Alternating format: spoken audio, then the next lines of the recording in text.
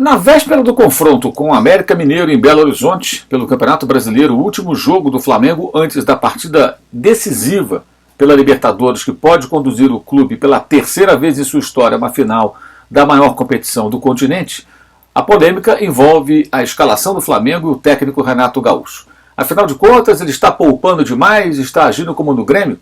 Bem, na minha opinião, ele está obviamente poupando, mas de maneira diferente daquela que agia quando comandava o time gaúcho.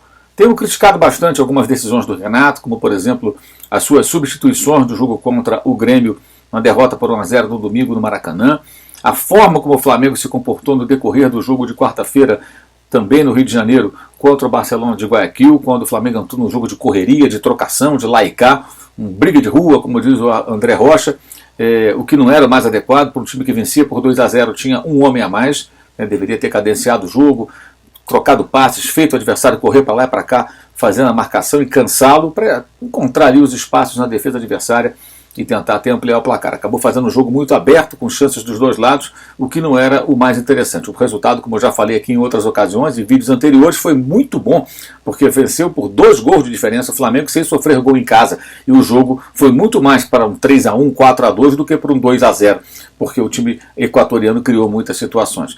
Mas você vai ver aí como agiu o Renato antes do jogo que levou o Grêmio, que ele comandava em 2017, a uma final de Libertadores. Na oportunidade, você se lembra, na final o Grêmio derrotou o Lanús e ganhou o título da competição. Mas antes, na semifinal, o adversário foi também o Barcelona de Guayaquil. O Grêmio venceu por 3-0 jogando no Equador e no jogo contra o Avaí, antes do confronto de volta em Porto Alegre contra a equipe do Barcelona, cara, a equipe foi completamente diferente do time que ele colocou em campo na Libertadores. Simplesmente 11 jogadores diferentes, poupou todo mundo, nem relacionou alguns atletas importantes, porque voltou todas as atenções para o mata-mata internacional. Você vê aqui do meu lado a escalação do Grêmio contra o Avaí e também a escalação do Grêmio contra a equipe do Barcelona no Rio Grande do Sul, quando o time equatoriano venceu inclusive por 1-0, placar que não foi o suficiente. O Grêmio já havia feito uma vantagem grande jogando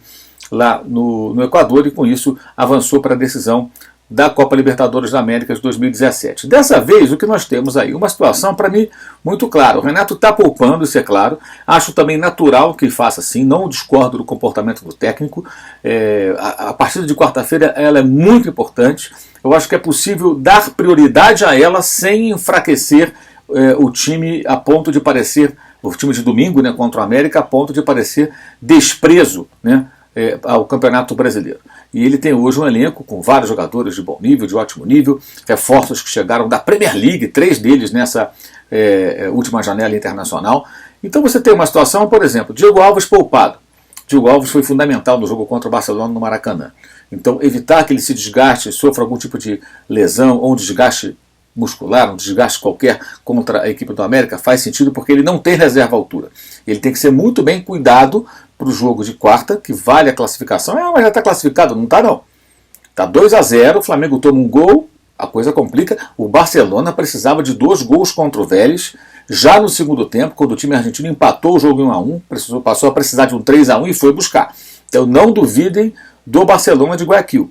É um time que já mostrou que em casa é forte e pode sim buscar um resultado. O Flamengo tem muitas possibilidades de marcar pelo menos um gol, brigando os equatorianos a chegarem a 4 gols para conseguir a classificação. Mas para isso vai ter que jogar.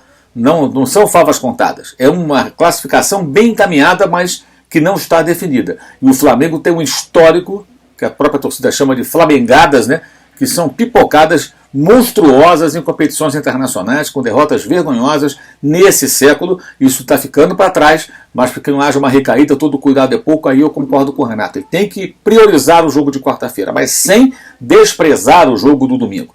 Então o Diego Alves poupado, imagino que os relatórios do pessoal da fisiologia, da preparação física, da equipe médica, indiquem a necessidade de você poupar o jogador, então faz sentido. O Isla vai ser poupado também, o Mateuzinho e ele praticamente se revezam normal, nada demais. Muita gente até queria ver o Mateuzinho como titular do Flamengo.